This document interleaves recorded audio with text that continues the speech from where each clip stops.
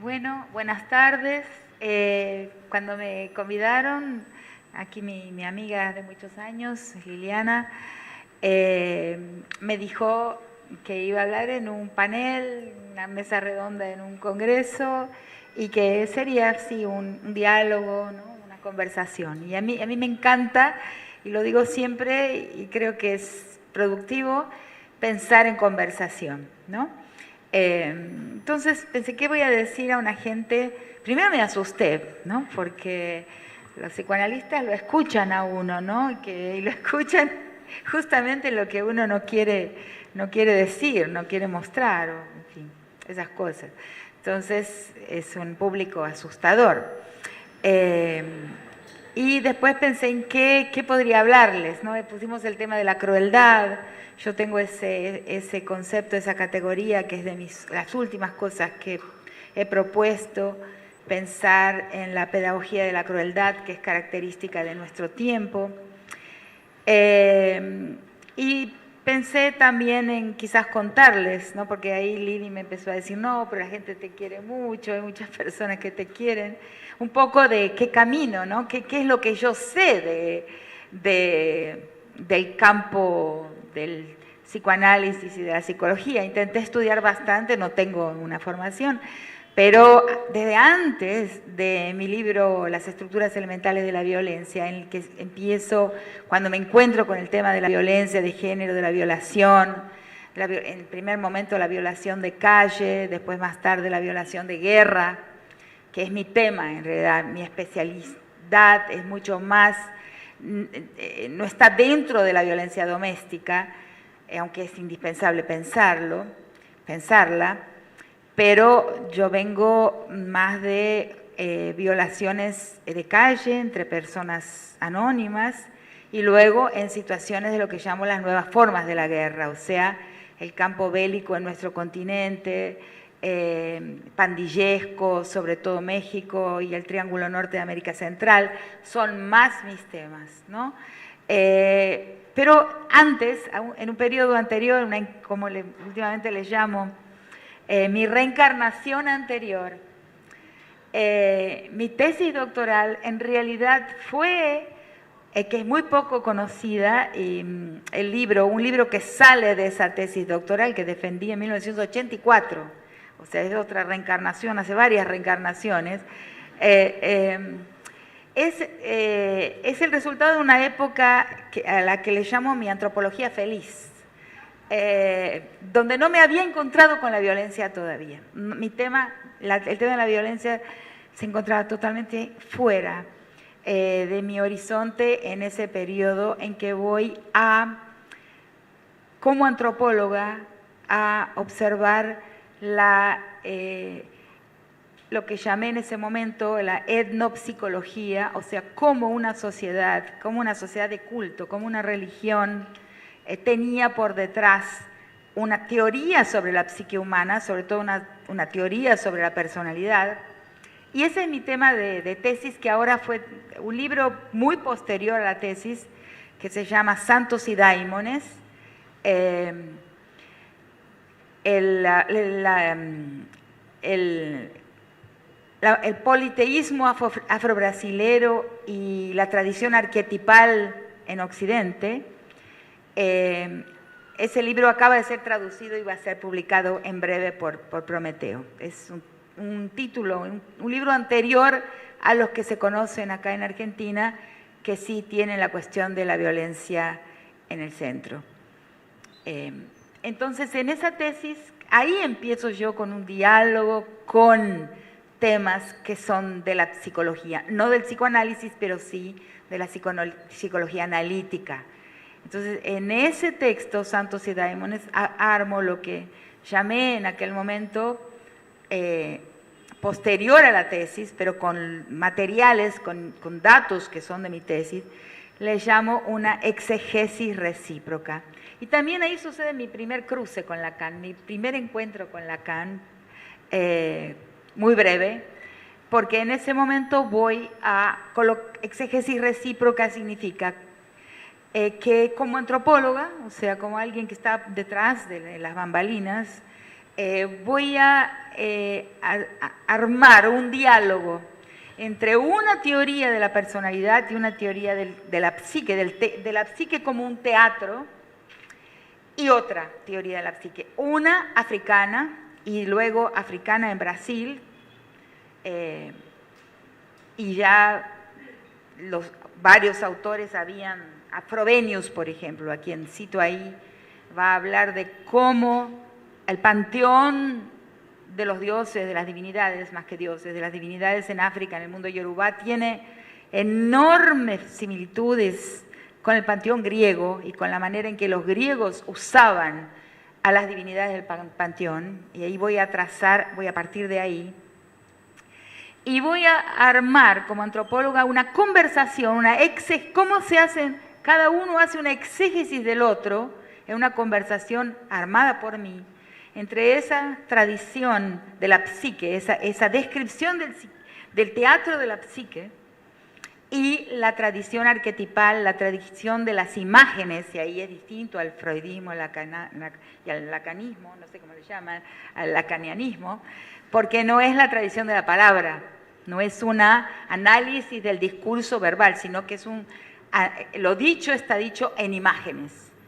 Y en Occidente, entonces voy Platón, Plotino, el Renacimiento, Jung y los post-jungianos, o sea, toda la tradición occidental que va a hablar de la psique humana en imágenes y como un teatro, o sea, los arquetipos que, digamos, van a dialogar y van a pelearse o van a hacer alianzas y coligarse en esa arena de la psique. Entonces, ahí voy caminando sin necesidad del psicoanálisis y sin necesidad del otro sistema de pensamiento en el análisis del psiquismo. Lo cuento porque es algo que forma parte de una formación y de la necesidad de una cosa o de la otra.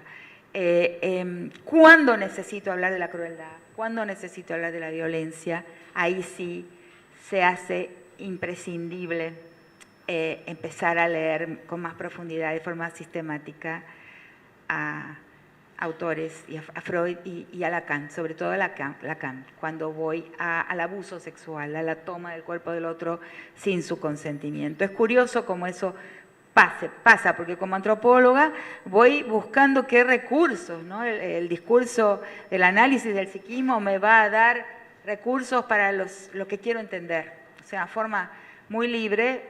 Ustedes a lo mejor van a juzgarme como excesivamente desobediente, ¿no? Pero hay un momento en esta primera fase de mi utilización de, digamos, paradigmas o modelos psicológicos para entender el comportamiento de las personas,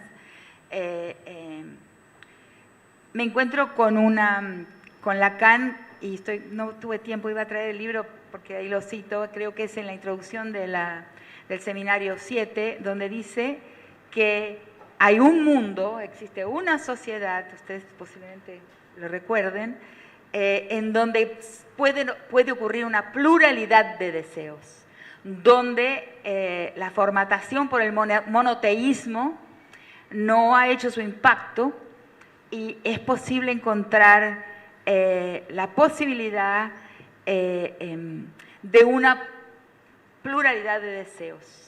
Lo dice en la introducción al seminario 7, lo voy a reencontrar, hace mucho que no lo miro, y habla justamente de las tradiciones afrobrasileras, o sea, de la tradición del candomblé en Brasil. O sea, donde hay muchos tipos de deseos posibles. ¿Y por qué? Porque tiene que ver con lo que acaba de hablar Lili. O sea, porque no hay un monoteísmo, y no hay un monopolio de la idea del bien, y sobre todo no hay un monopolio de cómo y con qué se goza. O sea, la estructura del goce, estoy hablando, perdónenme, es variada, y esa variedad es posible. Hoy estoy escribiendo sobre eso, o sea, hoy vuelvo a ese tema ya en esta reencarnación con más información y más conversaciones con filósofos, y creo que es un tema importantísimo volver a pensar en eso porque nos libera de ese monoteísmo salvaje que es una manera única y exclusiva de hablar del deseo y del goce. O sea, entonces a eso le llamo, y los filósofos le han llamado, filósofos latinoamericanos, la lógica paraconsistente. Una lógica paraconsistente es una lógica en la cual A y no A pueden ser verdad al mismo tiempo. O sea, la verdad de A no cancela la verdad de no A. Y eso es lo que hemos desaprendido con la estructura binaria que se ha impuesto sobre todos nosotros, y en estos días ese tema estuvo encima de la mesa, ¿no? El binarismo de nuestras lecturas, ¿no? No A es la sombra, es la anomalía, es la deficiencia de A. Entonces, cuando nosotros vamos a los pueblos, como es mi experiencia como antropóloga,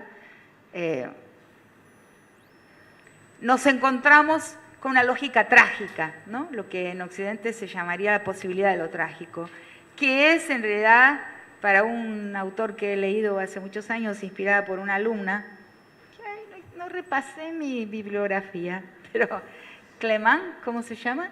El que habla de la lógica trágica, y en la tradición de Nietzsche va a decir que el buen resultado, el momento final de un buen análisis es un sujeto, una sujeta, una persona capaz de vivir y atravesar la vida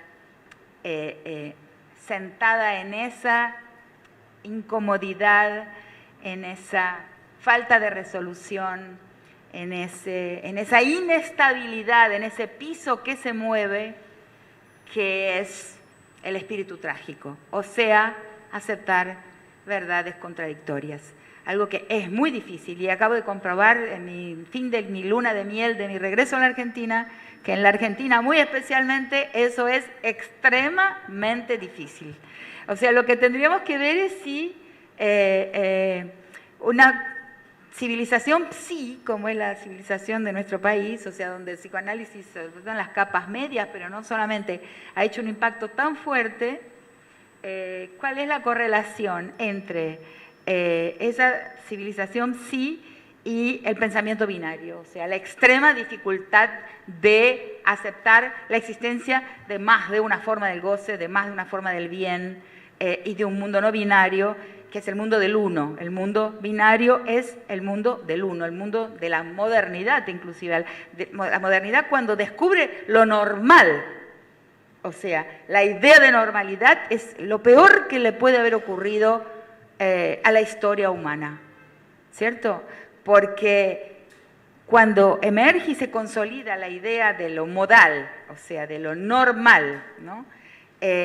Simultáneamente van a aparecer todas sus anomalías. Toda diferencia va a ser transformada inmediatamente en una anomalía, algo que necesitas atravesar un proceso de digestión, de disciplinamiento, de hermenéutica inclusive, ¿no?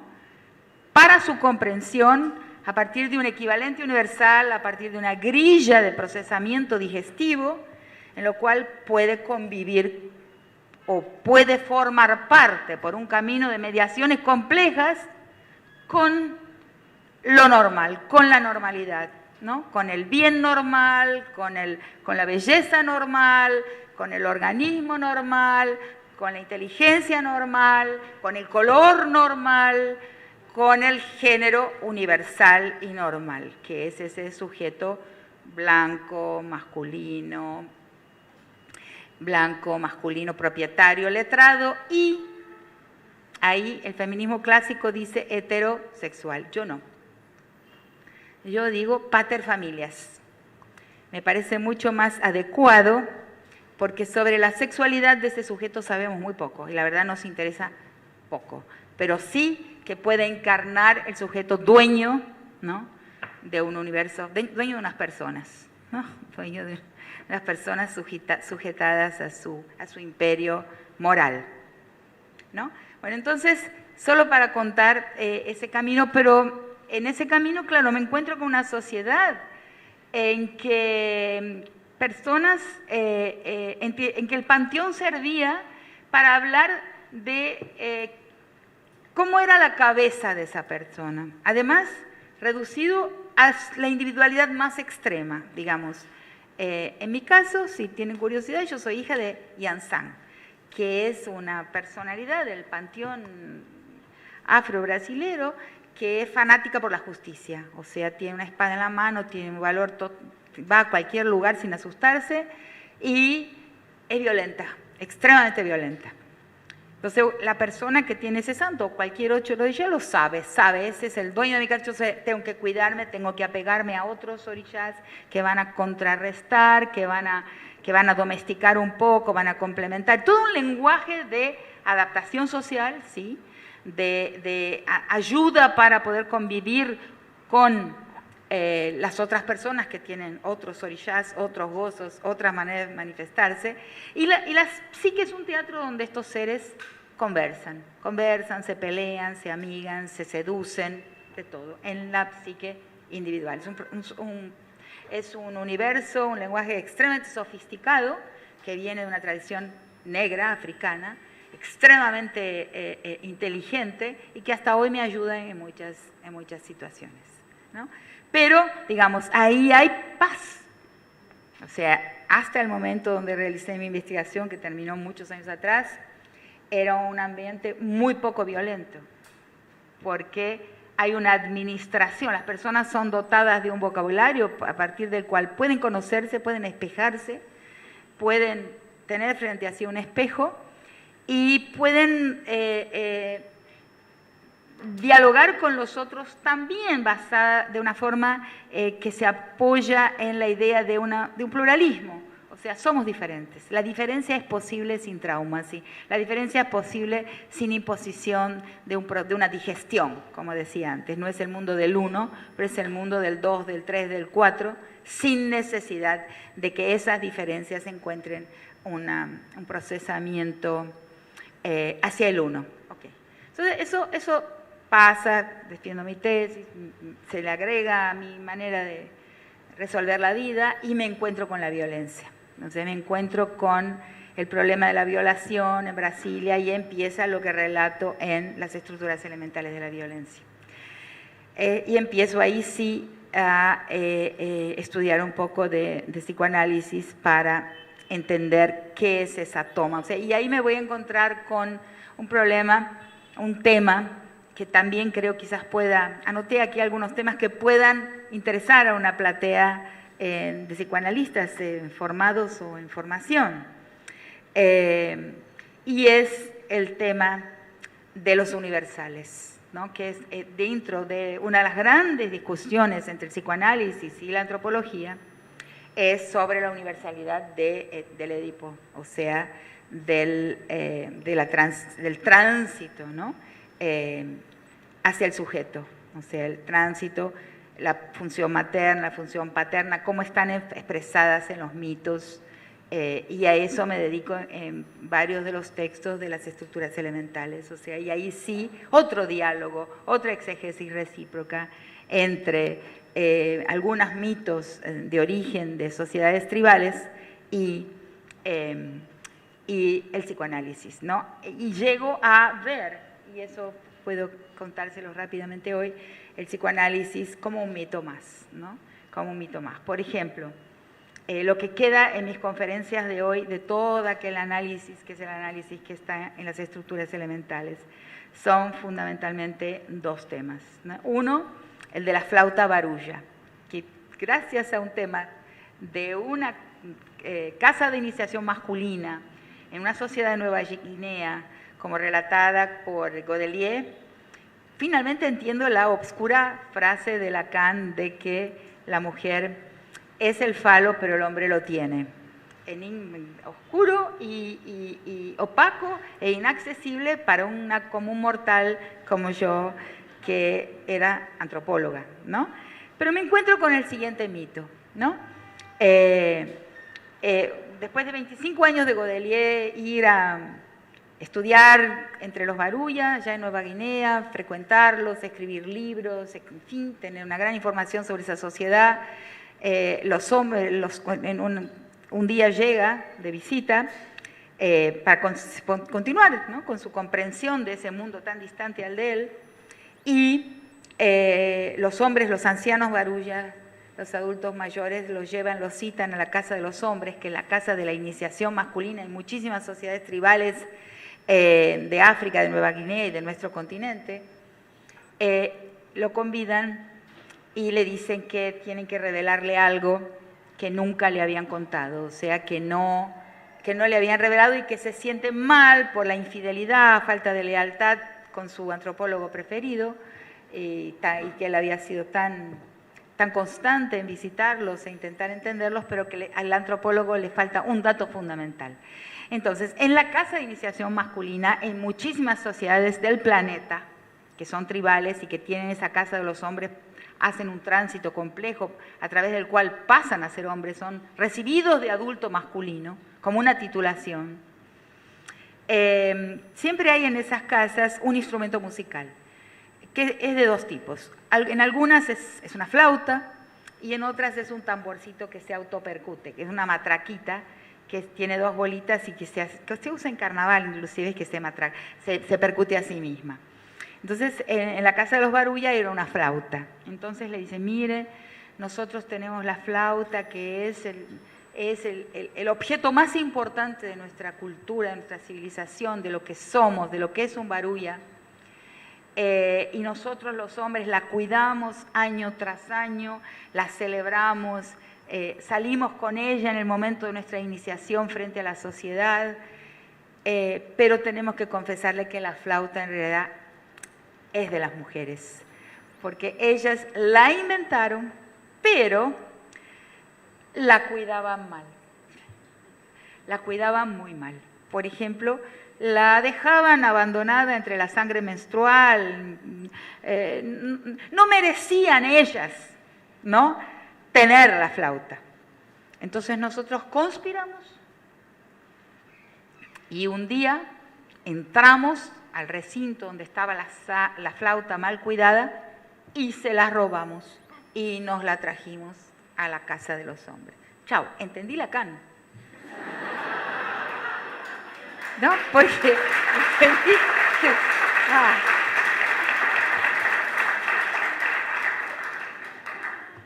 entendí Lacan y también a partir de ese momento pasó algo malo con Lacan, porque empecé a ver como un mito también, o sea, como un lenguaje, es equivalente, es análogo totalmente a ese mito.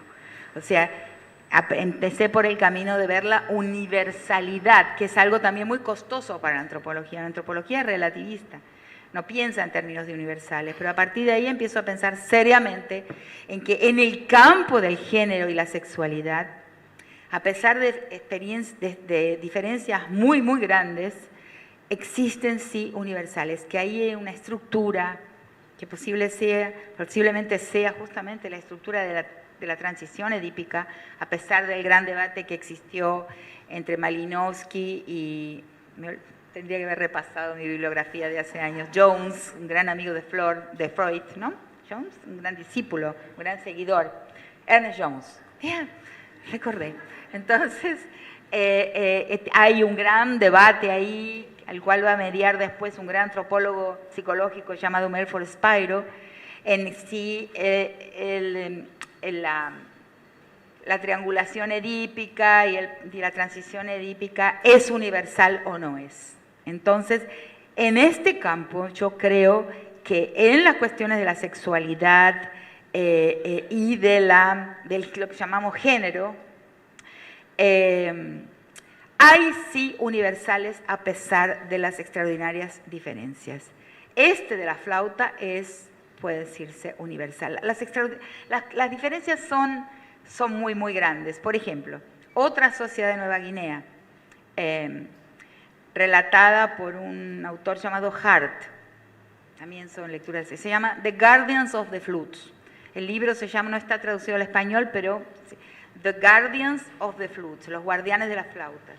En esta sociedad, los hombres, es interesante que se los cuente, ¿no?, para ampliar un poco el encierro en el occidente y para que veamos cómo cosas que nos parecen totalmente distantes, en el fondo son mucho más próximas de lo que estamos preparados para pensar. En la casa de los hombres, cuando el niño va secuestrado de su familia de origen, del regazo de su madre, y llevado a la casa de los hombres, donde continúa su criación y podríamos decir que continúa su amamantación, su amamantamiento se dice, ¿no? Su amamantamiento ya como niño, no como bebé. Ese niño se va a transformar en hombre, se va a transformar va a ir acumulando masculinidad a medida que ingiere semen, o sea, mediante la práctica de felacio con los hombres más viejos, ¿no? Entonces va a ir mamando de otra madre que no es la madre, pero es una madre subrogada, ¿no? Que en realidad son hombres mayores que le van a completar su criación. Ahora sí, como un hombre, y no como sería si continuase en el regazo de la madre. En el regazo de la madre no, fíjense y escuchen las reverberaciones, la distancia en la práctica, pero la reverberación y la familiaridad en el sentido. Entonces, si él continuara ese proceso de maduración en el regazo de la madre, en su nicho originario, él no llegaría a la masculinidad, solo cuando arrancado de ahí y amamantado por otros hombres, él aprenderá de ello. Entonces se transforman esa sociedad en una sociedad de guerreros. El antropólogo, el etnógrafo, nunca reveló exactamente en qué aldea hizo su investigación, pero es muy posible que sea una sociedad de Nueva Guinea llamada los Maring Anim, porque todo esto lo pueden ir a buscar ustedes, que son guerreros terribles, pero feroces, pero su formación se hace mediante lo que desde nuestra sociedad sería, con nuestra clasificación muy estrecha, una práctica regular, disciplinar, homosexual. Entonces, mismo las nociones de homosexualidad y de heterosexualidad caen en muchas de las sociedades que estudiamos. En la misma sociedad que yo estudié, en el Xangó de Recife, hay un texto que está en las estructuras elementales de la violencia, es el penúltimo texto del volumen, que se llama La invención de la naturaleza, ¿no? Estudié una sociedad donde no caben nuestra clasificación en hetero y en homo, porque toda la cuestión de la persona y la sexualidad está organizada de otra forma. En esa otra sociedad también. O sea, nuestros conceptos son estrechos y por debajo de su estrechez, en una plataforma, en un subliminal que va por debajo de esos conceptos muy estrechos, encontramos sí sorprendentes universales, a pesar de prácticas que nos parecen chocantes, ¿no? Eso es algo que podría aportarles ahí. Y ahí llegamos al tema de la crueldad. Todo eso voy leyendo y voy intentando pensar y me permite llegar lentamente a la idea de la fratría masculina, que es el tema central posiblemente del libro de las estructuras elementales. O sea, no existiría violencia, y no solo violencia de género, posiblemente no existirían todas las formas de violencia que conocemos, si no existía la fratría, la fraternidad, la hermandad masculina, el club de hombres. A esa noción que en el libro llamo fratria, más recientemente transforma esa idea en la idea de una corporación, o sea, la masculinidad es corporativa.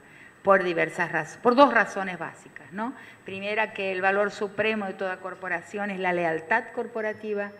Ese valor es superior a cualquier otra lema moral, a cualquier otra máxima moral. La lealtad corporativa supera en su imperio a todas las otras máximas morales. Y luego la otra, que es jerárquica internamente, lo que llamé primero fratria y ahora llamo corporación, es rígidamente jerárquica en su interior, lo que hace de ella una especie de calabozo, que es la masculinidad. Ese calabozo, ese secuestro, esa regla que hace tanto daño a los hombres, ¿no? Y ahí me han criticado, ¿no? ¿Por qué los hombres? Bueno, en mi lectura les hace daño, no me van a matar por eso. Hay un parte del feminismo que me quiere asesinar porque digo que la primera víctima del mandato de masculinidad son los hombres, que tienen una vida horrible. Nosotras nos divertimos mucho más, yo puedo estar hablando así como estoy hablando sin importarme mucho, porque mi felicidad está en otra parte, no aquí. Pero un hombre no. Tiene su gozo muy definido, goza de una sola forma. Terrible. Es terrible.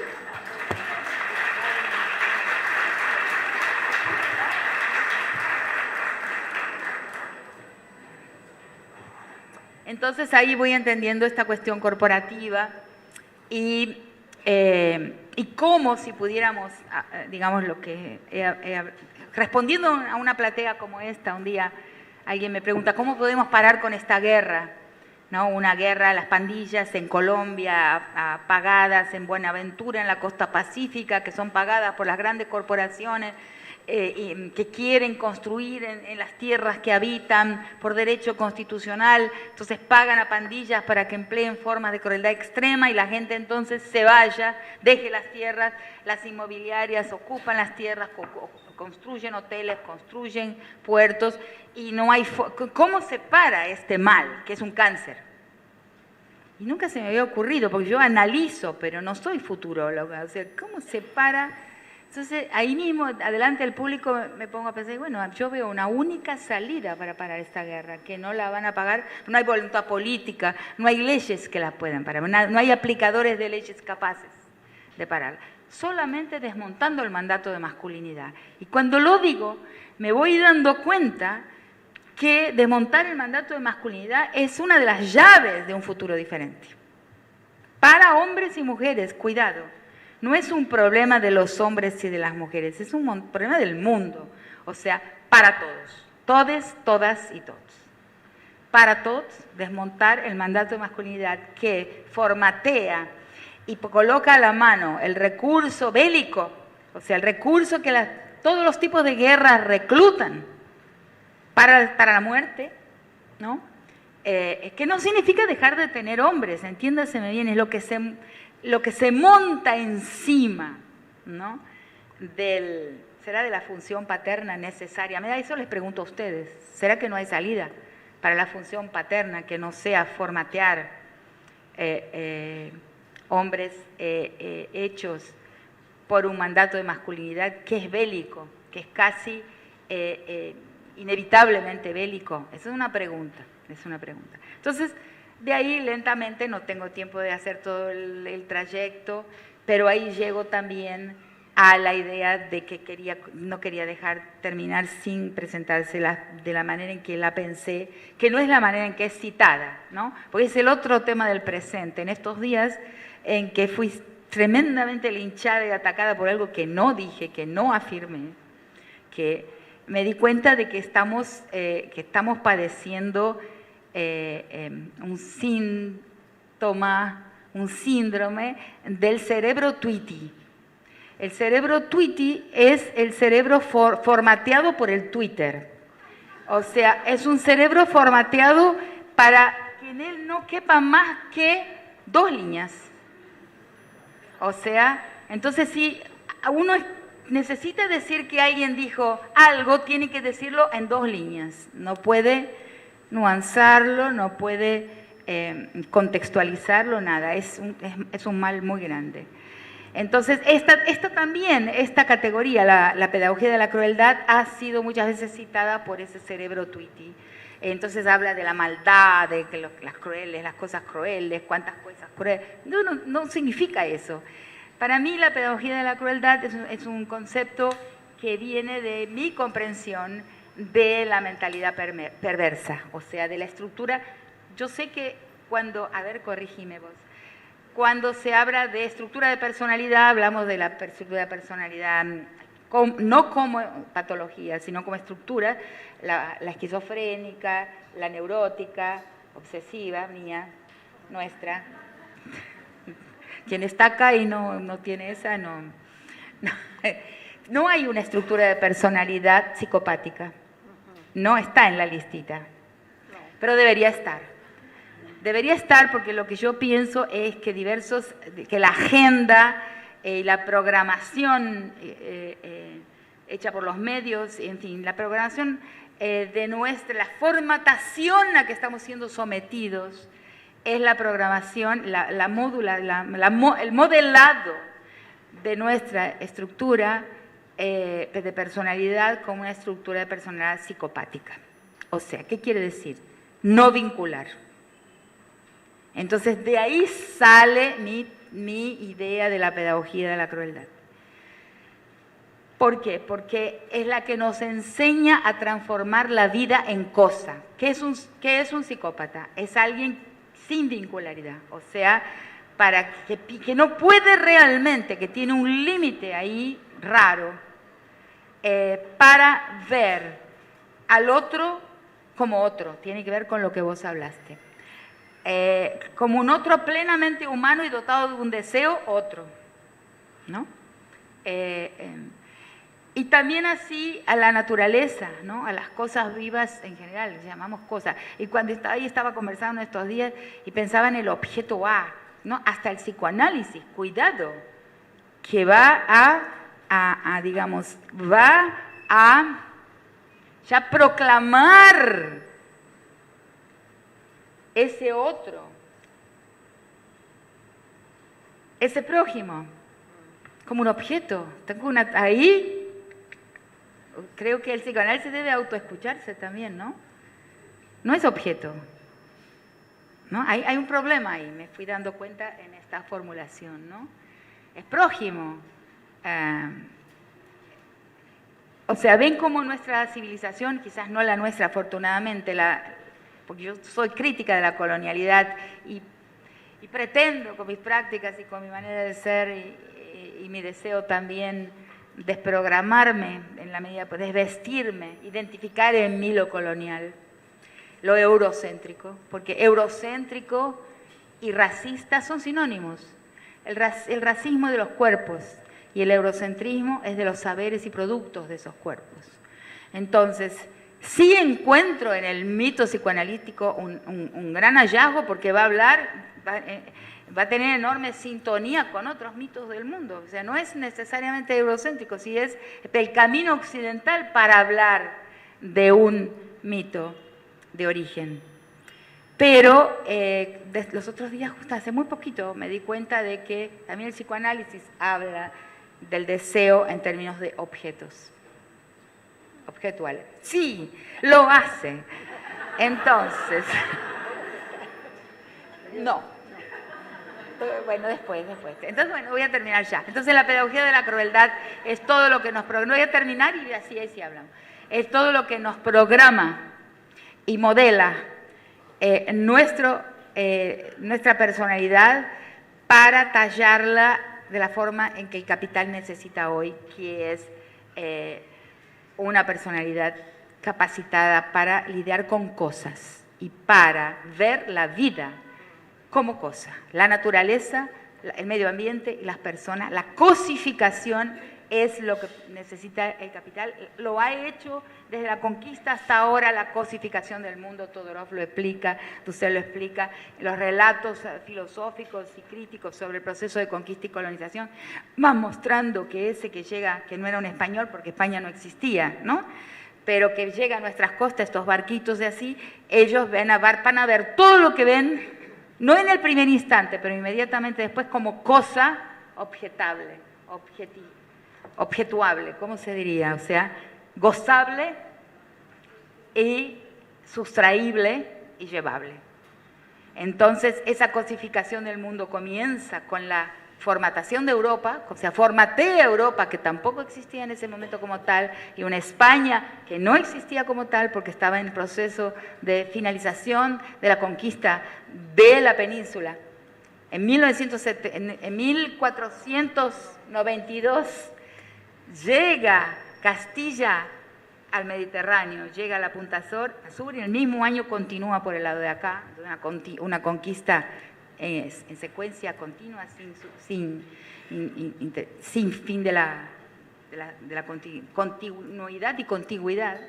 Y entonces ahí comienza ese proceso lento que hoy llega a su cima, que es la formatación de personalidades psicopáticas, de estructuras psicopáticas, incapaces de ver la vida que es siempre libre, siempre indeterminada, en los otros.